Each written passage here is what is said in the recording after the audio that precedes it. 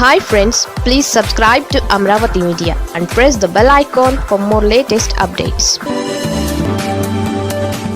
ఈ నెల్లూరు పెద్దారెడ్డి మళ్ళీ వైసీపీలోకి.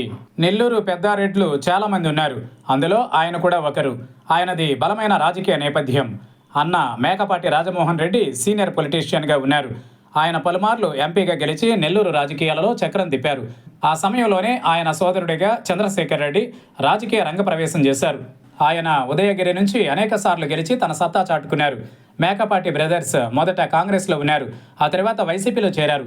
ఇక వైసీపీ 2019లో అధికారంలోకి వచ్చాక తన సీనియారిటీని దృష్టిలో పెట్టుకుని మంత్రి పదవిని మేకపాటి చంద్రశేఖర్ రెడ్డి ఆశించారు అని అంటారు.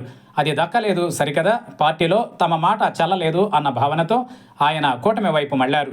అలా ఆయన ఎమ్మెల్యే కోటాలో ఎమ్మెల్సీ ఎన్నికలలో టీడీపీ అభ్యర్థికి ఫుల్గా సపోర్ట్ చేశారు. దాంతో పార్టీ ఆయన మీద యాక్షన్ తీసుకుంది. మొత్తానికి మేకపాటి టీడీపీలో చేరారు.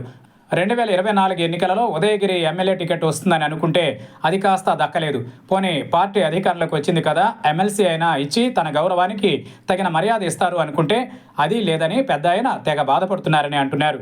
తనకు కాకపోయినా తన సతీమణి శాంతకుమారికైనా మార్కెట్ కమిటీ చైర్మన్ పదవి ఇస్తారనుకుంటే అది కూడా దక్కలేదని తెలుస్తోంది.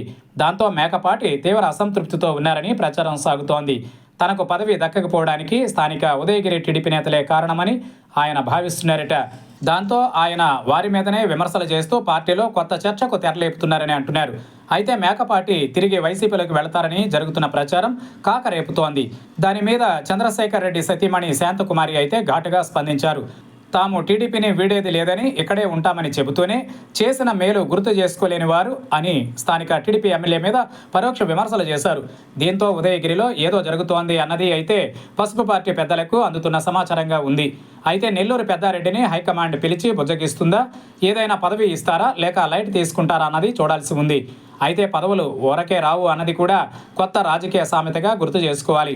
ఆ పార్టీ నుంచి ఈ పార్టీకి వచ్చి ఎన్నికలలో కొంత హెల్ప్ చేస్తే చేయవచ్చు. కానీ మొదటి నుంచి పార్టీలో ఉన్న వారికే టీడీపీ ఇప్పుడు గుర్తించి గౌరవిస్తోందని అంటున్నారు. ఓపికగా ఉంటే ఏమైనా మంచి జరగవచ్చేమో, కానీ ఇలా అసంతృప్తిని బయటేసుకుంటే మాత్రం కష్టమే అని అంటున్నారు.